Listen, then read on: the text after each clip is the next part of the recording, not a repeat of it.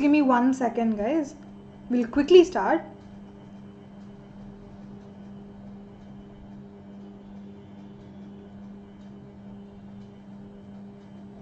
Okay, cool. I'm sorry. We're like 2 minutes late, but it's fine. We'll finish up on time. So, firstly, good evening. Good evening, everyone. I'm hoping everybody is having a good start to the week. Yes. So, I see a lot of y'all are already here. So, good evening and also welcome back, everybody.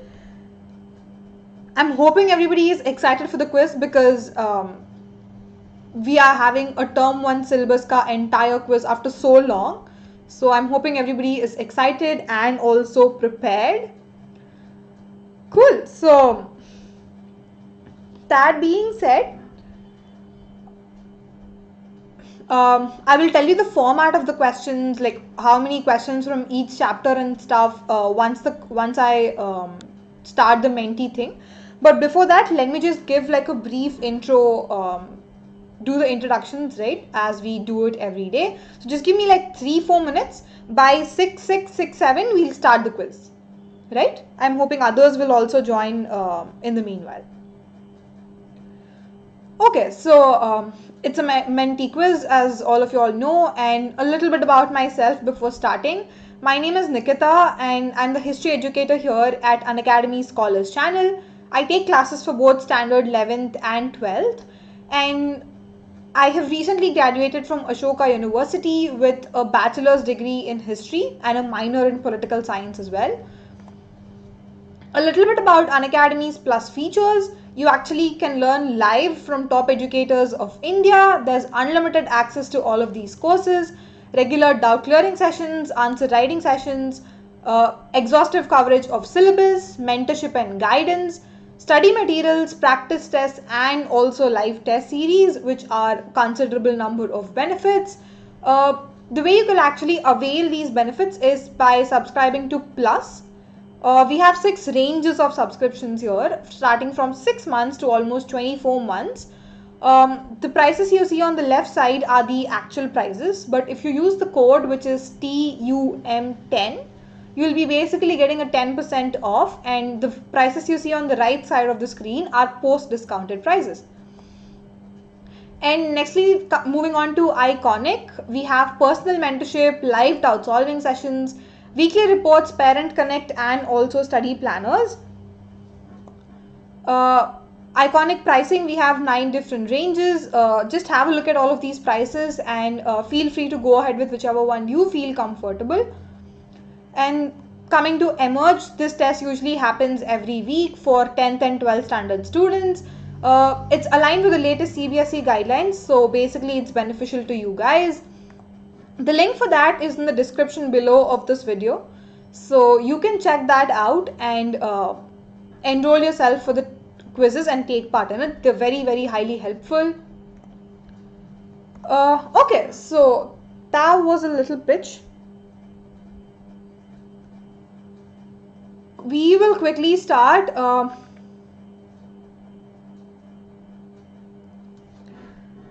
Okay, guys, a couple of y'all joined just now. Good evening, everyone.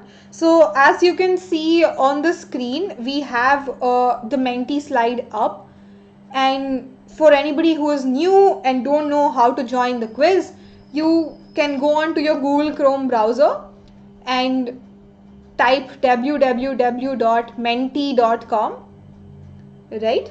So then it'll ask you for a code, and the code is right here up on the screen.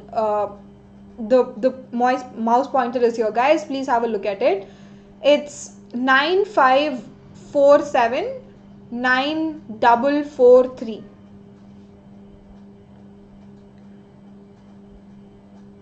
I'm just repeating the code once again. It's 9547943.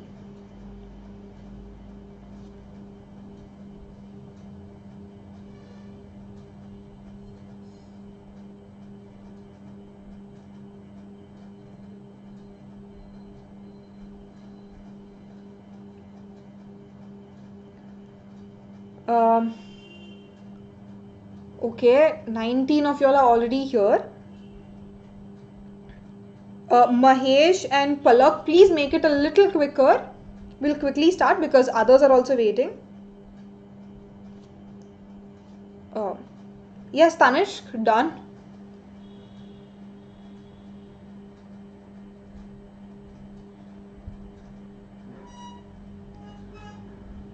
Okay, I think we can start. Yes, we will quickly start. So guys, let me just tell you that I have a set of 30 questions, right? Roughly 5 questions from all the 6 chapters. So that's the format. But the thing is, I only have 23 on the Menti and another 7 questions on the normal presentation slides. So after Menti, just stay back because we have another 7 questions also, right? So, and yeah, all the best. Read your questions and options carefully because they are a little tricky sometimes. So all the best, guys. Do well. Okay, I will start. The first question is up on your screen, starting with an easy one.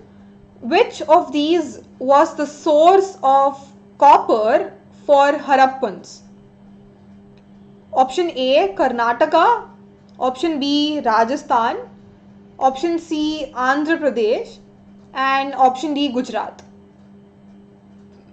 The question is, which of these was the source of copper for Harappans?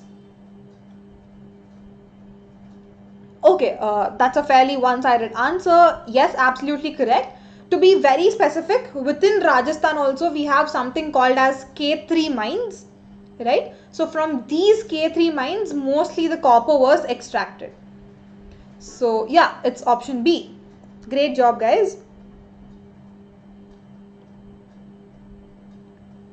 Okay, let's quickly have a look at the leaderboard after each question, just to encourage you guys. Cool, so Preeti was the fastest and therefore topping. Good job, Preeti. Not too below is Kanishka. Nice. Okay, Rishi has a comment to make. It is also from Oman. Absolutely right. So, but now we're only talking about the Indian context because the options are Indian options, right? So in that case, it's Rajasthan. But if international options are also given, then the answer is Oman, guys. Because from Oman also we got a lot of copper. I mean like Harappan people, right?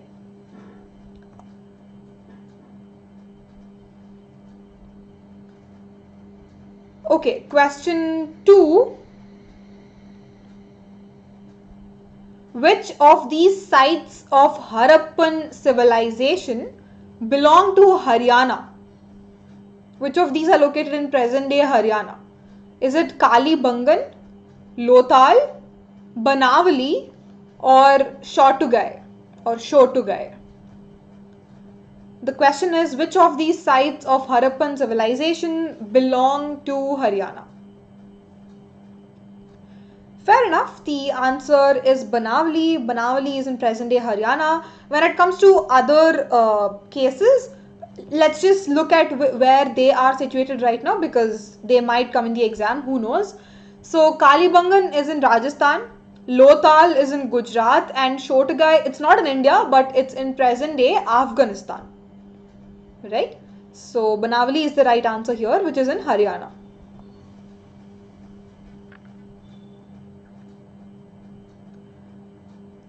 Okay, a quick look at the leaderboard says Vidit was the fastest, also Mehak. Cool, Vidit is also topping. Guys, I'm also having a look at the chat box in case somebody is not able to access Menti and are giving your answers in the chat box. I am looking at them. Go ahead, guys. Okay, question 3. Which of these was the cause of decline of Harappan civilization? Was it climate change? Was it floods?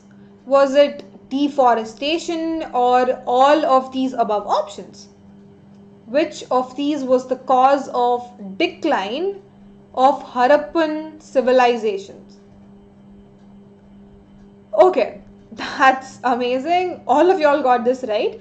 It's all of these, right? Again, just to give you like a brief context to this, these are just the natural factors, right? Which are not in the hands of man-made, like climate change, floods and deforestation have to do with nature, right?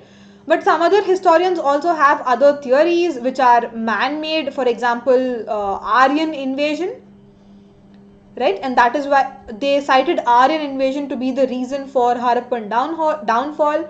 But we're just dealing with natural factors right now. So all of these is the above correct answer. Yeah. Okay. Quick look at the board. Suraj is the fastest. Good job, Suraj. Vidit is stopping.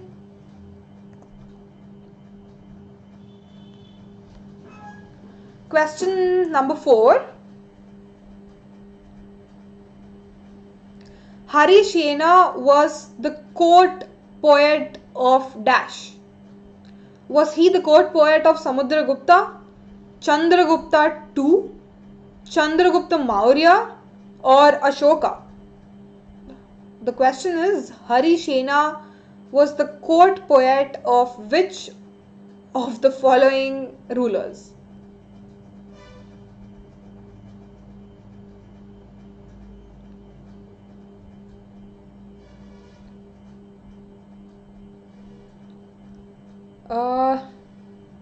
Fair enough. The answer is Samudragupta. It's option A. Choyab actually has a nice comment to make in the chat box. He says Samudragupta also had another name or a title per se. He's called as the Indian Napoleon, right? So you're absolutely right there, Shoab. Good one. Cool. We'll quickly have a look at the leaderboard for once.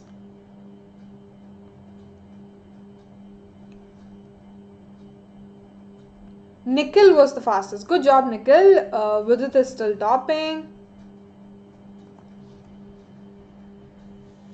Okay, question number 5.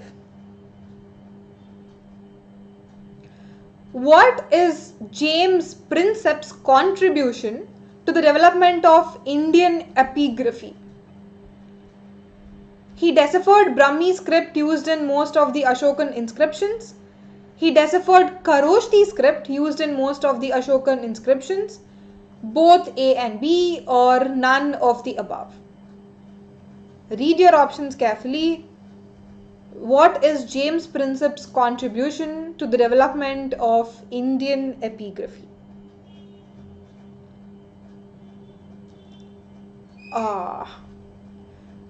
Okay, I expected most of y'all will go wrong here because I've already given this question in one of the previous quizzes, guys.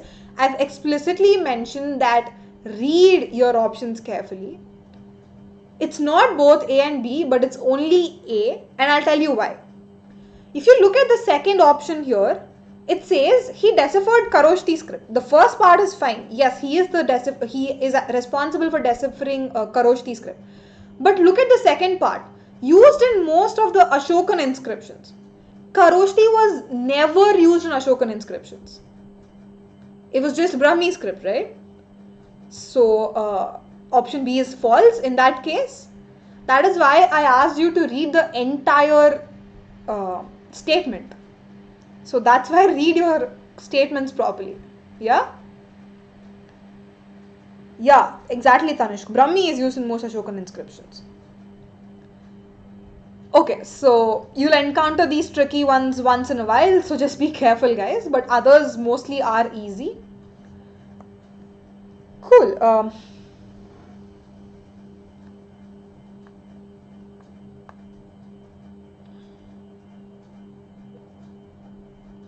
Okay, we have a new table topper. It's Dairya. Good job, Dairya. You were also the fastest. Okay, question number 6.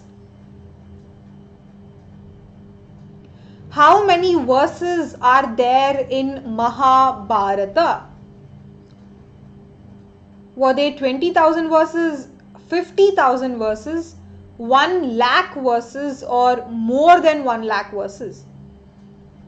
How many verses are there in Mahabharata?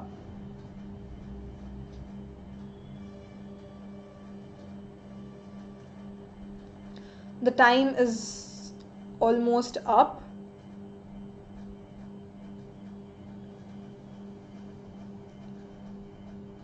Yeah, fair enough. The actual answer is option D. It's more than 1 lakh verses, right? So out of that also we have this demarcation, right? Like mostly they are written by anonymous writers, but there was also Vyasa, who is famous for writing Mahabharata. Yeah. So it's not just Vyasa who wrote all the verses. Most of them were anonymous also. Like when I mean anonymous, like so many people wrote them, right? So it's more than 1 lakh, guys. Please make a note of that. Yeah, Ved Vyas. Okay, leaderboard says that Kannan was the fastest. Darya still topping. Not too far away is an account called Sweet Candy. Guys, I highly request you all to use your own names because I'll know who's answering, right? So, yeah.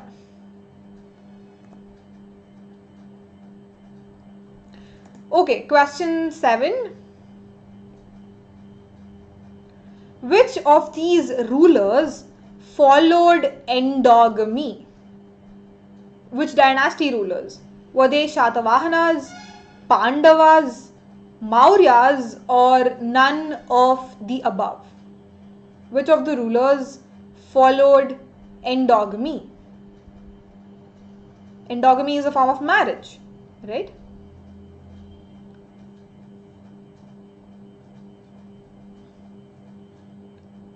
Okay, fair enough. The answer is Shatavahanas. Yeah. So again, what is endogamy in that sense? So in one of the boxes in your textbook, we have different forms of marriage, right? Endogamy, exogamy, polygamy, polyandry. These definitions are very, very important, guys. So I highly urge you all to have a look at your definitions once. So when it comes to endogamy, it's a marriage within the kinfolk or within the caste or within the jati, right? So you're not going outside your boundaries. That's endo, right? So Shatavahana rulers actually practiced this form of marriage.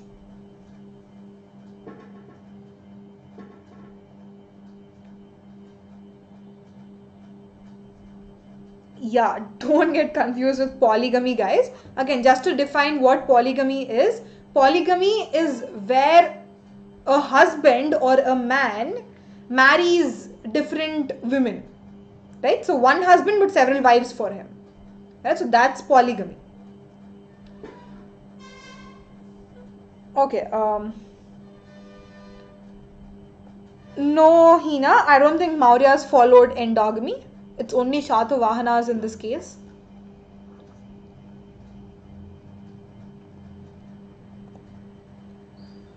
Okay. Uday, it will be on Wednesday, Uday, next class. Okay, a quick look at the leaderboard says Nikhil was the fastest. Good job, Nikhil. Daria still topping. Nice, guys.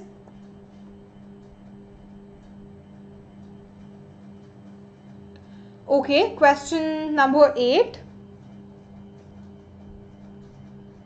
Eklavya was a dash. Like, which community did he belong to, basically?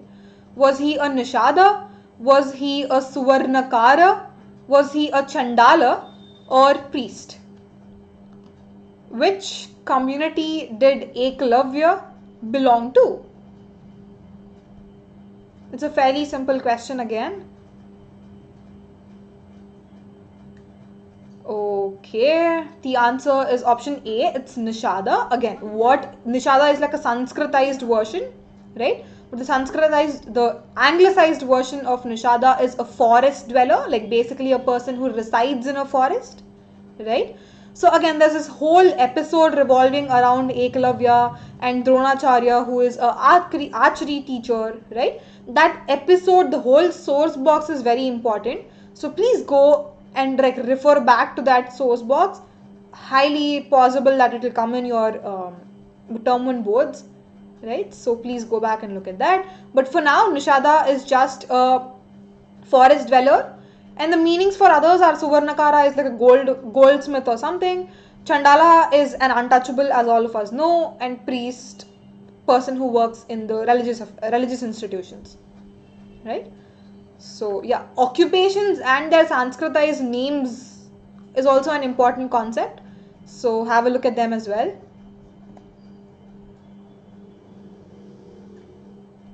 Yeah, forest dwelling community, Tanishk, right? Okay, so nickel was the fastest once again. Diarrhea, topping, nice.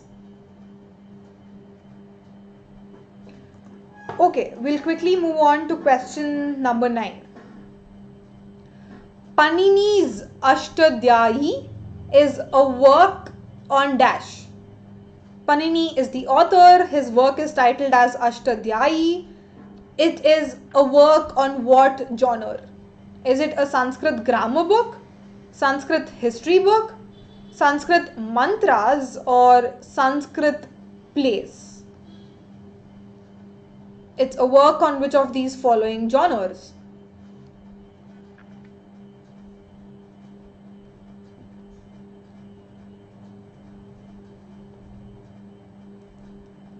Yes, 14 of y'all got this right. The actual answer is Sanskrit grammar, right? I've asked this question in the last quiz also. Most of y'all got this wrong back then, but that's okay. More than half of y'all got this correct this time. Cool. So it's Sanskrit grammar. Please make a note of this, right? Panini was famous for Sanskritized text in general, but his one of the most popular works is Ashtadhyayi, which is a work on grammar, right?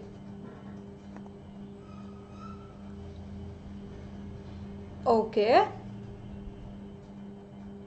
Leaderboard. Nickel was the fastest. Good job, Nickel. Okay, there's a change in the dynamics. Sweet Candy is back on the top again. Cool.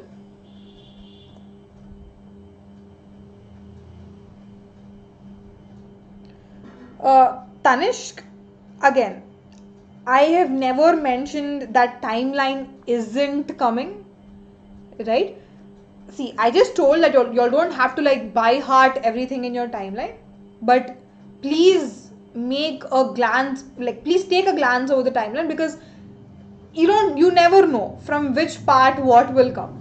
So please don't avoid any part of or a box or a paragraph in your textbook. Please just go through everything, right? So yeah, Tanishk, please go back and just have a look at it. I'm not asking you all to by heart everything, but just have a look at it, right?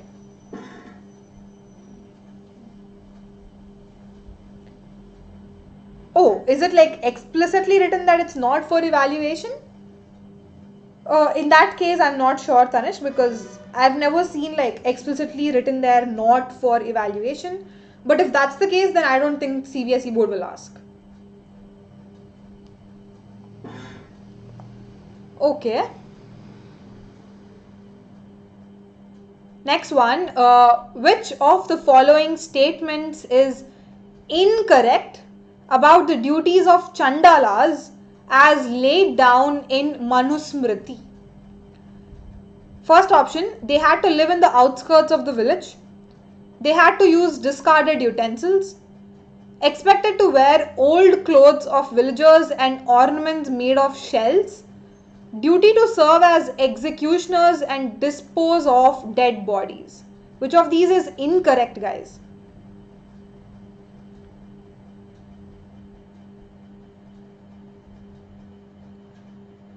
Okay, fair enough. The actual option is it's C. Again, why is that wrong, guys? Any guesses? Why is option C wrong? All of other options are true. Like they're not allowed to enter inside the village. All of these utensils and all, they had to use like the second hand utensils, if I can say so. Yeah, and they had to dispose of the dead bodies. Yeah, even in option C, a part of the option is correct. They are expected to wear old clothes of the other villages. But yeah, as most of you are commenting, it's not ornaments made of shells, but in fact it's ornament made of iron, right? So that's why option C is wrong. Good job, guys. That's well done. Yeah, it's iron. Absolutely right. Okay, we'll have a quick look at the leaderboard.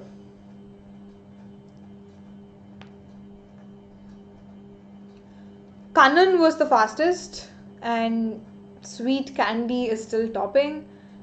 Good.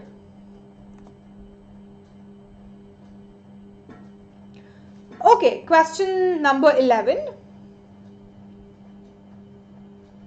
Which of these was not the Begum of Bhopal?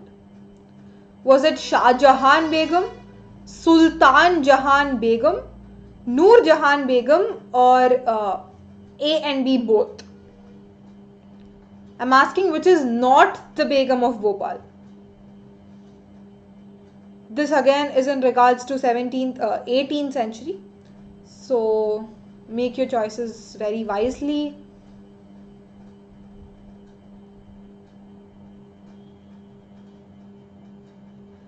Okay, the time is up. Yes, absolutely right. It's Noor Jahan Begum who is not the Begum. Guys, reading questions is really important. Some of y'all mentioned in the chat box saying it's both A and B. Your answer will be both A and B if the question is who is the Begum of Bhopal. Because Shah Jahan Begum and Sultan Jahan Begum, both of them are Begums of Bhopal. But I'm asking who is not. Right? So please read your questions carefully.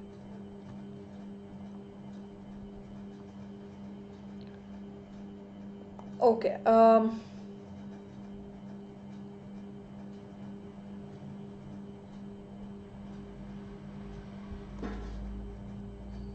Cool. Anjali is here with us. Hi, Anjali. I'm doing amazingly well. Thanks for asking. Okay, I'll just have a quick look at the leaderboard. Ujjwal was the fastest. Good job, Ujjwal. Sweet Candy is still topping.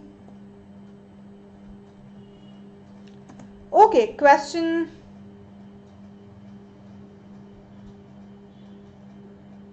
Okay, sorry, next question is up. New tradition of Buddhism was called as dash.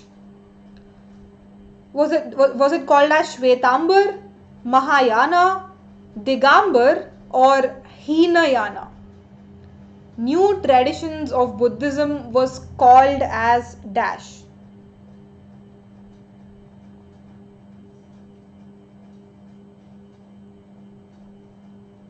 The time is almost up.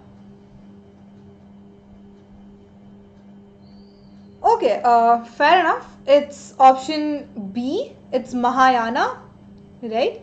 So some of you might be confused between Mahayana and Hinayana. Like Shvetambar and Digambar are totally out of the options because Shvetambar and Digambar are something related to Jainism. They are the sects of Jainism, right? So within Mahayana and Hinayana, there's a conventional notion that Hinayana people actually existed from long back, right from when the Buddha actually founded Buddhism. But in the next couple of centuries, a group of people split from this original religion, right?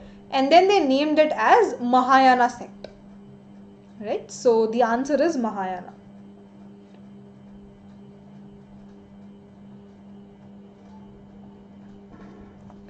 Okay.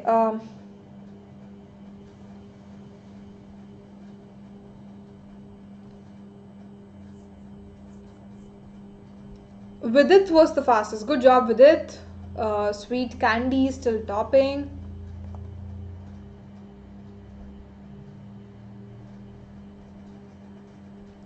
Okay, question number 13. What was the name of the Gana to which Buddha belonged to? which tribe did he actually belong to? Was it Lichavi tribe, Sakya tribe, Kolias tribe, or Kamboj tribe? You can also call it as clan, right? Lichavi clan, Sakya clan, Kolias clan, or Kamboj clan. To which of these following did Buddha actually belong to? Okay, that's a fair enough answer. It's actually option B, Sakya, right? So yes, he was a Sakya prince and all that stuff. But if the same question is asked relating to Mahavira, right, then your answer will be Lichavi tribe, because Mahavira belonged to Lichavi tribe. Buddha belonged to Sakya. Yeah, so remember like these facts and stuff about great people. High possibility that they will come in your exams.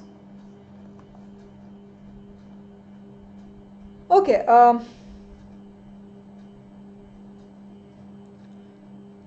Okay, leaderboard says Daria was the fastest. Sweet Candy still topping. Not too far away is Tanishq. There's still a lot of questions, guys. Cope up. Question number 14.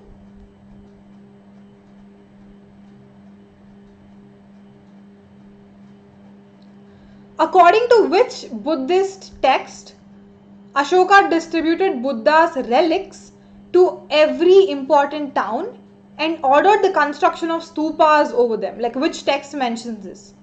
Was it Mahaparinibbana Sutta, Ashoka Vadana, Sutta Pitaka, or Vesantara Jataka? Which Buddhist text actually specifies this statement?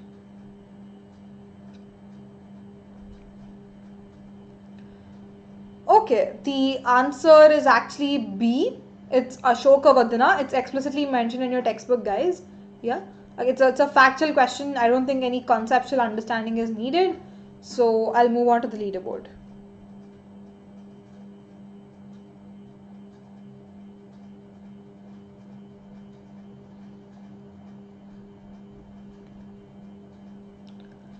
Okay, Vijit was the fastest. Sweet Candy still topping. Nice. Question 15. Sheikh Nizamuddin's hospice comprised several small rooms and also a big hall known as dash. I'm basically asking what this big hall is known as in Sheikh Nizamuddin's hospice. Was it called Langar, Kalandars, Ziyarat, or Zamaat Khana? Langar, Kalandars, Ziyarat, Zamaat Khana. What is that big hall in Sheikh Nizamuddin's hospice called as?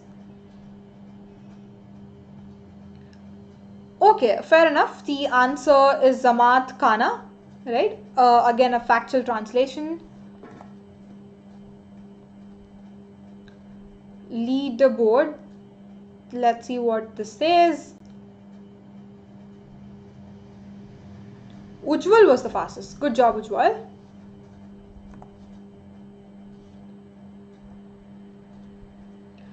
Okay, question 16. Baba Guru Nanak was born in which year? Is it 1459 AD, 1469 AD, 1479 AD, or 1489 AD? Baba Guru Nanak was born in which year?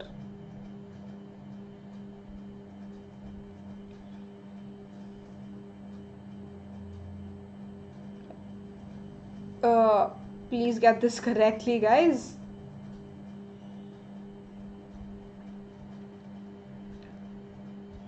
Okay, that's a fair distribution of answers, I would say. The actual correct answer is B. It's 1469 AD, right? So again, with related to like years and numerical like numbers involving options and stuff, they won't ask as many as these like such questions, but it's always good to make note of quite a few important events, like which year did they happen in, right? So 1 or 2, there's always a possibility that they might ask 1 or 2 year questions.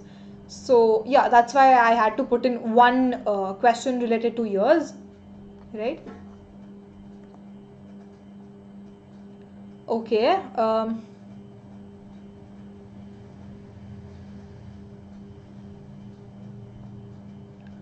Dhairya was the fastest. Good job, Dhairya.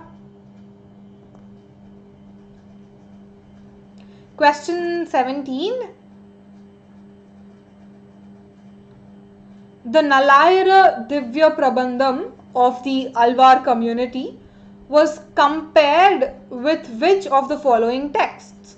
Was it 4 Vedas, Manusmriti, Mahabharata, or Ramayana? The Nalayara Divya Prabandham of the Alvars was compared to which of the following texts?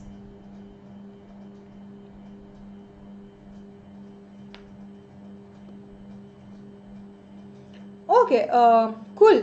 It's actually the first option. It's 4 Vedas, right? What are these 4 Vedas again?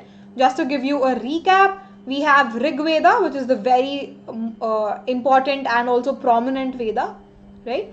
And we have Yajur Veda, Sama Veda, and also Atharvana Veda. These are the 4 Vedas we have.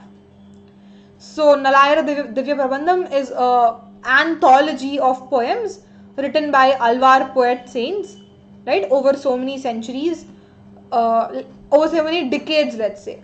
Yeah. So while they compiled it into this particular text, they wanted to give it a more developed status or more prominence. That is why, to just make a claim that they are no less than other people or no less than other texts, in such a situation they try to make this comparison to 4 Vedas, right? Okay.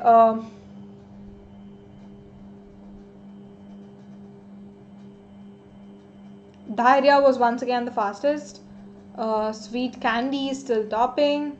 Good consistency, sweet candy.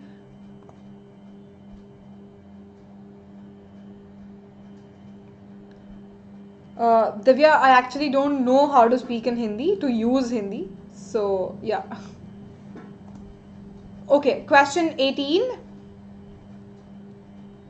Which group challenged the idea of pollution attributed to certain groups by Brahmins? Was it Alvars? Was it Lingayat community? Was it Nayanars? Or Sikhs, like Sikh people? Which group challenged the idea of pollution attributed to certain groups by Brahmins?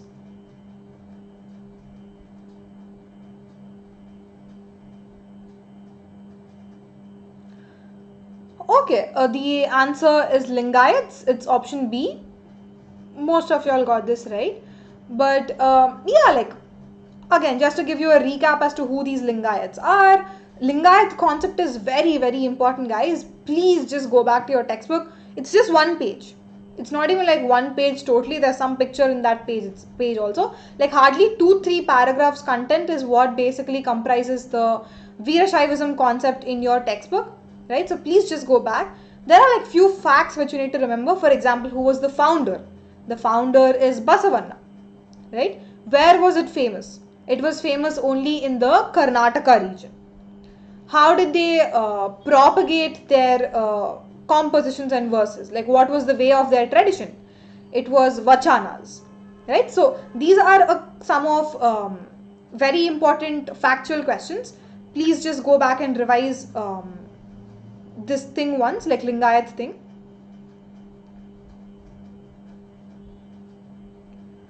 Okay. Yeah. Let's just have a quick look at the leaderboard. Dhairya was the fastest again. Sweet candy is still topping.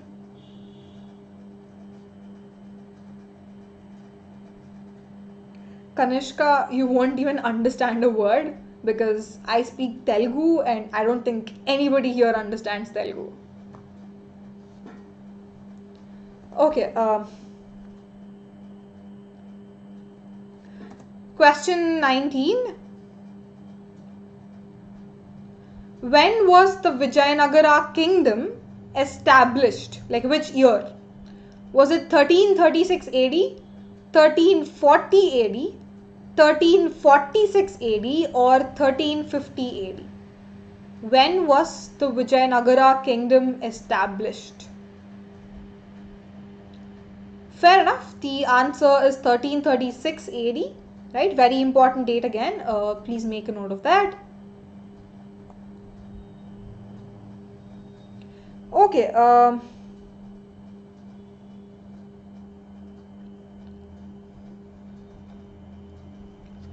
Daria and Nikhil, both of y'all were the fastest. Good job. Question 20. Who established the Vijayanagara kingdom? I'm asking who's the founder, right? Was it Hasan Gangu, Parantaka I, Harihara and Bukka, or Krishna Devaraya? Fairly simple question this was. Good that most of y'all got this right. It's Harihara and Bukka. Again, who are these people? These people are two siblings, like two brothers, Harihara and Bukka. They worked as military commanders for another dynasty rulers. From there, they, taking advantage of the political instability in that region, they established this so-called Vijayanagara kingdom, right?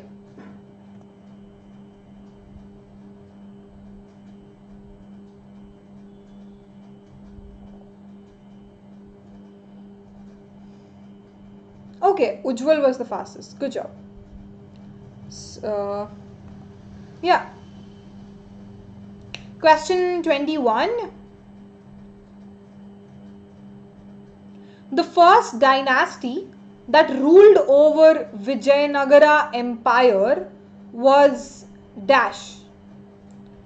Guys, I'm so sorry. I think the option got cut off here, but option B is Tuluva, guys. Yeah, as something happened. But yeah, first option is Suluva, second is Tuluva, then there's Sangama or Aravidu. What is the first dynasty that ruled over Vijayanagara Empire?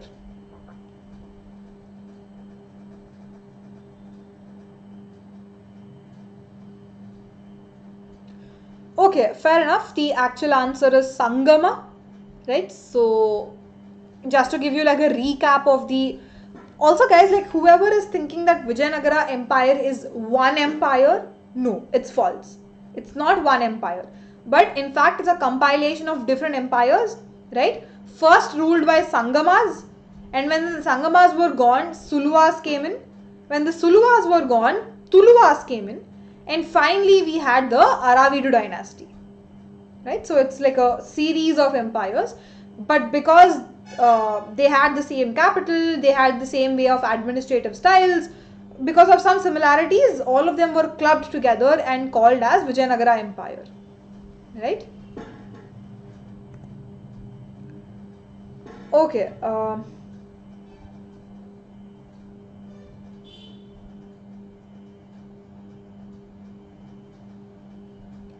Ujjwal was once again the fastest.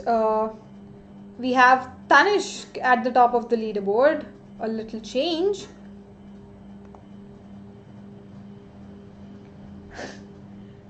Okay, last but one question, guys, for this Menti. Local goddess of Vijayanagara was called as dash. Like, who was the local goddess of Vijayanagara? Was it Durga, Lakshmi, Parvati, or Pampa Devi? It's an easy answer, I would say.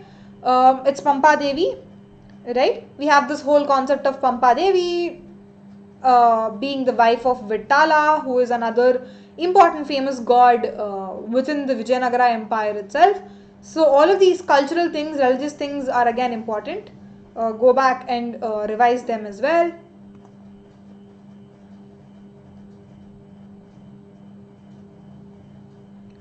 Okay. Dhairya and Ujjwal. Both of y'all were the fastest. Nice. Tanishq still topping. Cool. I think we have we do have one question left from this Menti, but we have 7 other questions from the normal presentation slides, so just stay back after this. Okay. When was Hampi declared as the place of national importance? In which year? Was it in 1976, 1980, 1982 or 1986? When was Hampi declared as the place of national importance?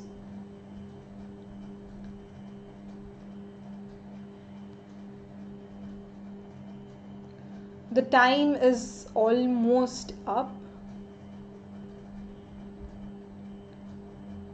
Okay, that I think was a lot of confusion. The actual answer is option A. It's 1976, guys. For people who ever thought 1986 was the wrong correct answer, the date of 1986 is important because something significant happened to the same Hampi site, but it was not national importance, right? So don't get confused. Just blindly remember that in 1976, Hampi was declared as a national importance site, but in 1986, it was recognized by the UNESCO as a World Heritage Site, right? So make a note of that. Don't be confused. Yes, exactly, Tanishq. It was regarded as a World Heritage Site by UNESCO. Okay, I think that brings us to the end of the quiz. We'll quickly see for one last who is topping. Nikhil was the fastest anyway. Okay, Tanishq is on the top in the last minute. Good job, Tanishq. That was a good job done. I think you only got like one thing wrong. Yeah. Okay, others also performed amazingly well. Some of y'all were quick enough to give the answers. Some of y'all got tricky ones, right? So congratulations everyone. Y'all performed to the best of your ability. So just clap for everyone who did a great job. Okay. We'll just quickly go back to the next 7 remaining questions we have. Just give me 1 second. I'll pull those 7 questions up.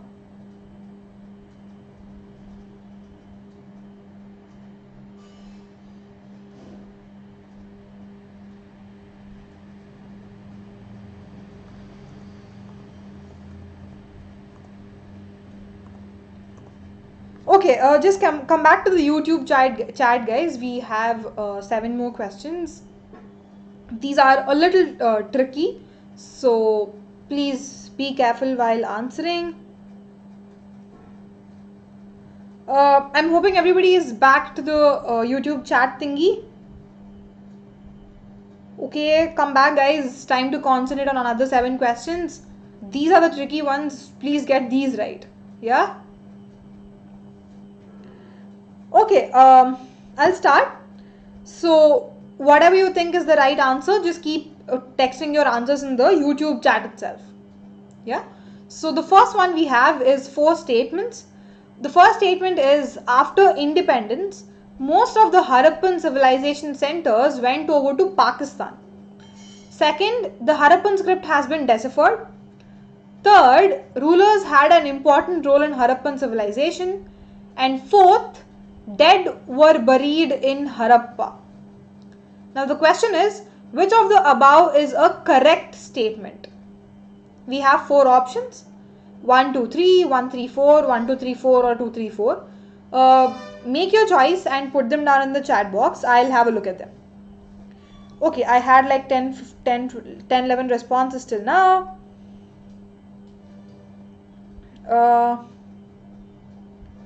Okay, fair enough. The actual answer is B. It is 1, 3 and 4.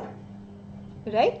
So, why is the second one wrong? Because the Harappan script hasn't been deciphered yet. The only thing we know about the Harappan script is 2 things. Firstly, it is written in the form of an Urdu thing where we usually write from right to left, right? And second thing we know is that it had like 375 to 400 characters, the Harappan script. But other than these things, we didn't really decipher the script in itself. Yeah, so option 2 is wrong. And Tanishq has a comment to make regarding rulers not being an important role. Tanishq, two things. Okay. Number one, if you go back to your textbook, yes, there is always a contention that some historians are saying ruler was important, some historians are saying rulers were not important, all that stuff. But I think there's a concluding statement in your textbook saying most of the people tend to believe that ruler was actually there. So that tending to believe can also be considered something as true. That's number one. And number two, Tanishq, if you look at the options here, according to what you're saying, 2 and 3 should be wrong. Yeah, that's what you claim to be. Yeah, 2 and 3 statements should be wrong, which means 1 and 4 has to be correct. But in the options, you don't have 1 and 4. Right? So in that case also, like, elimination process is also important here. So according to the questions being asked or according to the concluding statements in your textbook, it's important to like make wise choice then and there.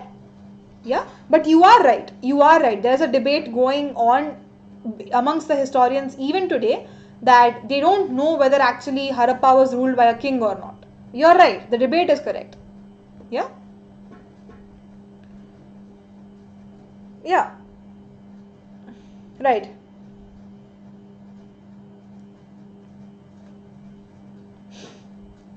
No problem, Tanishq. You'll get used to it. Just like practice a lot of things. You will be fine. Okay. Next question. Consider the following statements regarding Indus Valley civilization. The Harappan seal is probably the most distinctive feature of the Harappan civilization. Evidences of canal irrigation have been found at a site called Shotogai. Mohenjo-daro was a city laid in an unplanned manner. Copper was brought from Kolar region of Karnataka. Now the question is, which of the given statements is or are incorrect? I'm asking which ones is wrong. Again, you have 4 options: 1, 2, 3, 3, 4, 1, 2, 4, 2, 4. Just tell me which ones you think is the right answer. Okay, I have a couple of responses and your responses say that option B is the right answer. Absolutely right, because Mohenjo-daro is one such city which is well planned. It had drainage systems, it had a grid pattern drainage system, right? So it was like a very well planned city. So third statement is wrong. And regarding copper, we just did that question in the Menti quiz, that copper was actually brought from K3 mines of Karnataka, not K3 mines of Rajasthan, not Kolar region of Karnataka. Right? So 3 and 4 are wrong. Yes, absolutely right. Tanishq, yes, I can do that. I don't have a problem. But just give me like an hour or two after the quiz. I'll put it in the Scholars Telegram channel. Yeah? Okay, next one. Consider the following statements about the seals of Proto-Shiva.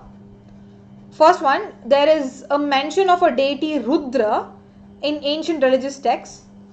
Later on, Rudra word was used for Shiva. Rudra is not mentioned as Pashupati in Rig Veda. Depiction of Pashupati does not match the mention of Rudra in Rig Veda. These are the 4 statements.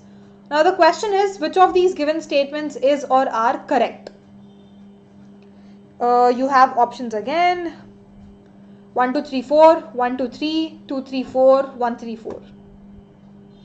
Which of the given statements is or are correct?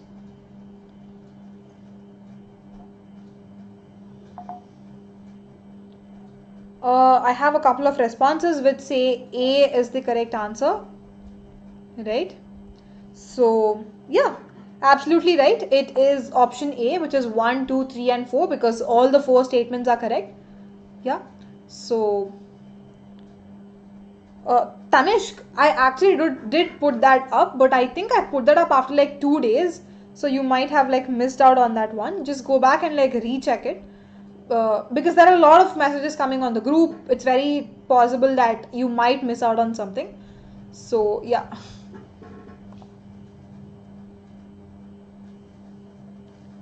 Yeah, Tanishq, yes, I can explain that Rudra concept, but can we do it tomorrow? Because I don't think today we have more time. Let's just finish the quiz first, and tomorrow before starting the class, I'll explain this Rudra concept. Yeah? Okay, next question is up on the screen. Consider the following statements about the Mauryan Empire.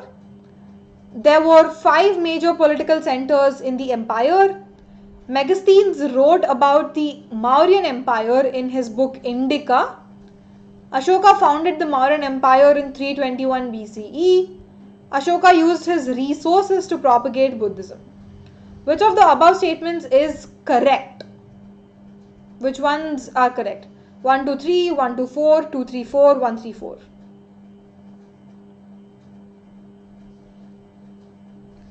Quick answers, guys.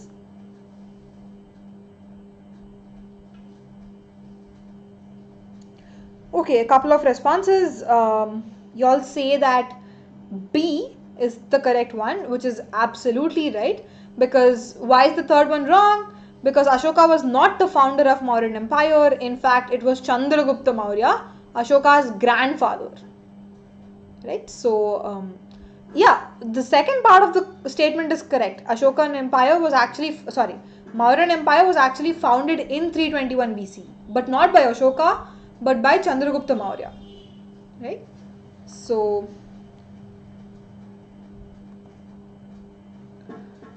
okay, no problem, Suhana. That's totally fine. Cool. Next question. Consider the following statements regarding Magadha.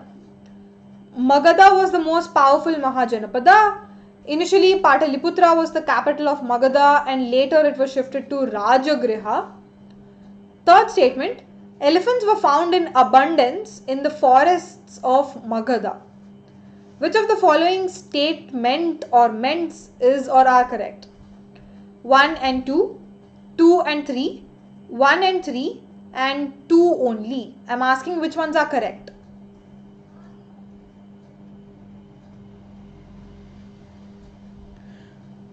Okay, quite a few answers. Somebody said A. Okay, fair enough, but the actual answer here is option C, right, which is 1 and 3. Again, why is the second one wrong? Because it's exactly the opposite what happened, right? Initially the capital was Rajagriha, which is also called as Rajgir in present day Bihar, and then after a couple of decades it was shifted to Pataliputra, but here they gave it as the opposite statement, right? So that's why option 2 is wrong. Tanishq, let me just finish the remaining 3 questions. Once the questions are done, then we'll talk about the strategy, Tanishq. So just like stay back for 5 minutes after the class. Again, Charming Sparkle, I don't know who that is, but yeah, regarding the timelines, right, as I was mentioning, you don't have to buy hard everything, but it's always good if you would probably give a glance, but you don't have to like spend a lot of time. Just like 5-10 minutes is enough. Yeah.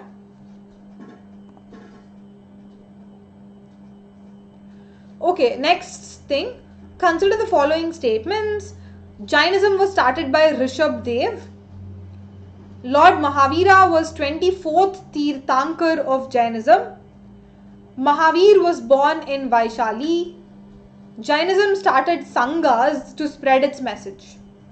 Which of the given statements is or are correct? Is it 1, 2, 3, 4, 1, 2, 3, 2, 3, 4 or 1, 3, 4? It's all related to Jainism. So,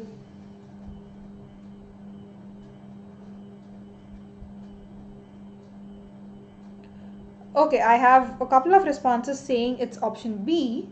Absolutely right. It is B. Only 1, 2 and 3 are correct. And as far as fourth statement is concerned, it's not Jainism who started Sanghas, but Sanghas is actually a concept of Buddhism. Right? So option 4 is wrong. Okay, next one. Which of the following practices in Chisti Kanka represent attempts to assimilate local traditions? Was it bowing before the sheikh, offering water to the visitors, shaving the heads of the initiates, or yogic exercises? Or again, there are options, and we know that Chistis were basically famous for uh, like assimilating the local traditions and cultures. So these are a couple of things that they did. Now, which of these is actually true? Like, which ones did they adopt?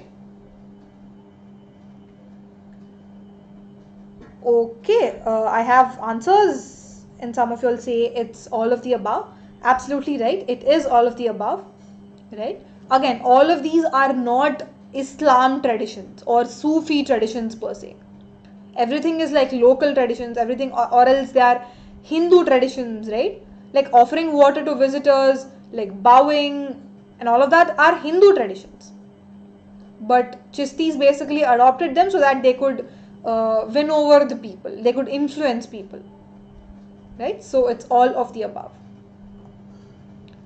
Okay, so that brings us to the end of the quiz. Any questions you'll have regarding anything, like all the 6 chapters, term 1 syllabus, except the strategy part, because strategy part I'll talk in 2 minutes, so just hold back for 2 minutes. But yeah, okay, somebody has a question regarding difference between Sufis and Chistis. The same thing I was mentioning yesterday also. So Sufis is an umbrella term. It's like an umbrella category, right?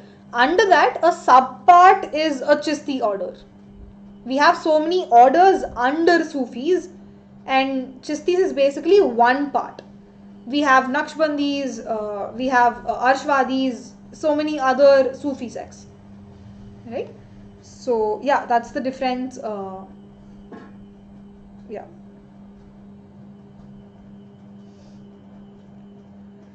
Okay, you googled it with it. Cool.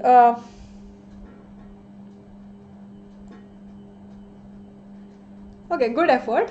Thanks, man. Cool. The class is officially over, guys. Thanks so much for coming and joining and making this a fun session. I had fun. I'm hoping you all had fun too. So, just going back to somebody's question regarding revision strategy. Yes, Tanishq, I'm going there.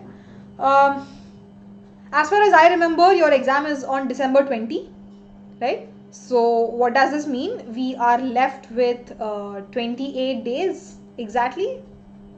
Yeah. Yes, we are left with 28 days. Cool. So one way to do it is, I don't know, like take away 4 Sundays. You have 24 days remaining still. You have 6 chapters.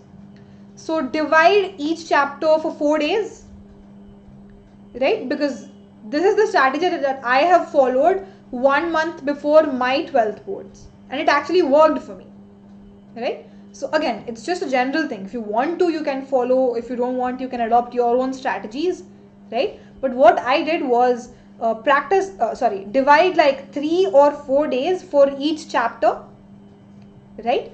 The first day, I used to read the entire chapter of the textbook, right? The second day, I used to read it again, but it was an faster read this time because just the previous day I did a session, right? The second day, when you're reading it for the second time, also make a notes for yourself, right? So on the third day, what you'll do is don't touch the textbook, but read that notes, yeah, and you will have some random questions, quizzes, all of these sample papers and stuff available on the internet or Arihant books or Oswald books somewhere. So solve all of the questions relating to that particular chapter, right? So where are we coming here? We have like a 3-day strategy, right? So the first day is read the entire chapter. Second day, read it for the second time but prepare notes. The third day, read that notes you have prepared for yourself and then attempt the quiz. Yeah, because that will at least like give you confidence in some sort of way. Yeah, you will know where you stand. And after giving the quiz, you will obviously know where you're weak in, what are your flaws, which concepts you're not able to understand. So on the fourth day, if you want, you can like probably revise those parts where you're especially weak and not the entire chapter, right? This is just one suggestion, but it's up to you to follow or not. But this is what I did when I was in my 12th boards, right? So yeah.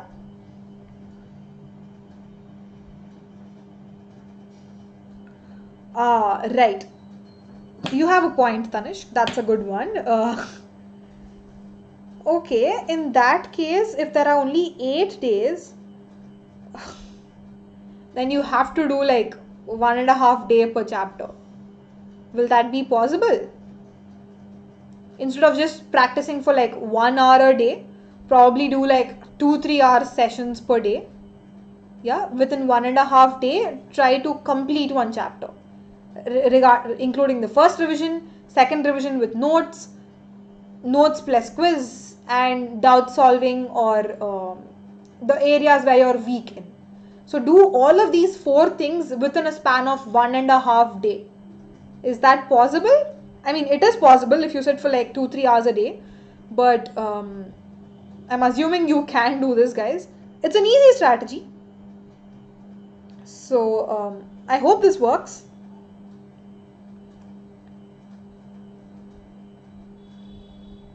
Yes, ma'am, possible. Good. That's the spirit, Tanish. I'm hoping everybody else is also like honestly like preparing like for your boards. It is the crucial time, guys, so please make wise use of your time and study well. Yeah. Okay. Any other questions? Subject related, strategy related? Y'all need motivation at any point of time? Anything? You can just talk to me. I am here. Okay, you're tensed. I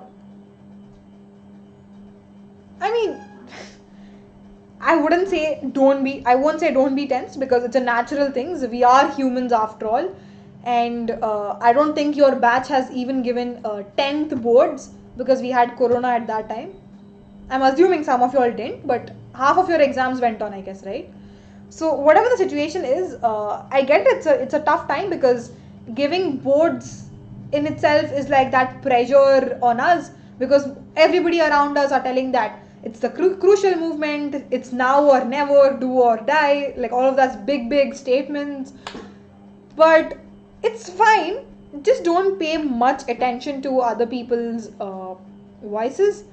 Just take their advices if they're good, but you know where you are, where you stand, how strong your preparation is going, which areas you're weak in or strong and stuff like that.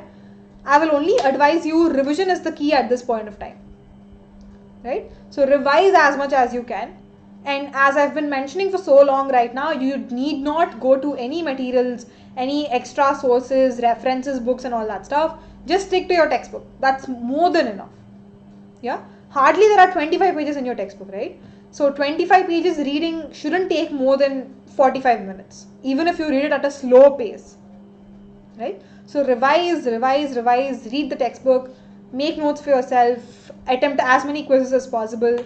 But yeah, like just have that spirits up that you can do it. Once your preparation level is up to the mark, I'm pretty sure you can do it. So yeah. Exactly, Tanishq has a point. Some days actually are unproductive. And it's highly possible, like we are tempted to believing that, like we easily get demotivated, we just feel so low, our productivity level is very, very less. But again, all of us have bad days, all of us have low moments. So, Again, the only thing I would like to tell you is just keep your spirits up and do as much as you can. Yeah. See, we're all teenagers, right? We do procrastinate at some times, but try to avoid it. I don't know, push yourself to the maximum limit, but push your physical self. I'm not saying push your mental self. If you're trying to push your mental self beyond your capability, you will easily forget whatever you've already learned. Don't do that, guys. When you know that your brain is exhausted, just stop the session there. Take a 15 minutes break and then get back to the session again. Right? But that laziness, procrastination and all, these are things in your control. You can avoid it. Right? So it's okay to have unproductive days, but it's fine. Yeah? You'll get through this, guys. Don't worry. These are just term 1 boards and it's just MCQ. You don't even have to write descriptive answers. All of us will get through this. Chill, guys.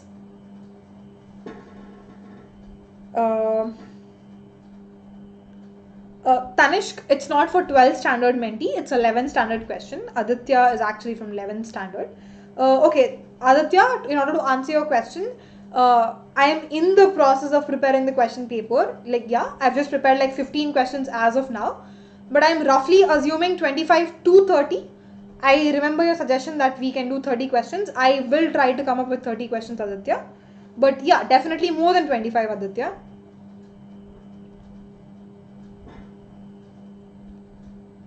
Okay, so 12th, any more questions? Or should we wind this session up?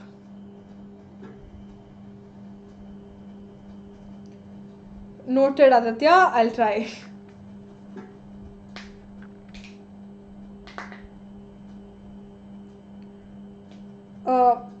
Okay, guys. I'm assuming everything is clear. I will wind up. Okay, before going, just wanted to say that there's something called as Bugs Bounty, which is an Unacademy feature. It's basically an opportunity for you learners to report any sort of inappropriate content in the video. You can be the first one to report that particular issue and claim a prize for that. The form is in the description below. You have to use that form to report any inappropriate content. And yeah, finally, thanks so much for staying back even after the quiz. I highly appreciate your efforts, guys. I'm hoping everybody is back on track to actually dedicate yourselves to studying, because crucial times, yes. Okay, so if you like the content of these videos, please do like them, share it as much as possible, and also subscribe to the channel Unacademy. Yeah, I'll see you guys again on Wednesday. We will have the revision of chapter 7 then, which is an imperial capital, Vijayanagara. Right? We'll start with part 1 revision of chapter 7. Yeah? So, cool. So that's all we have for today's class. I had a great session. It was fun. I'll see you guys again on Wednesday. Till then, bye and take care.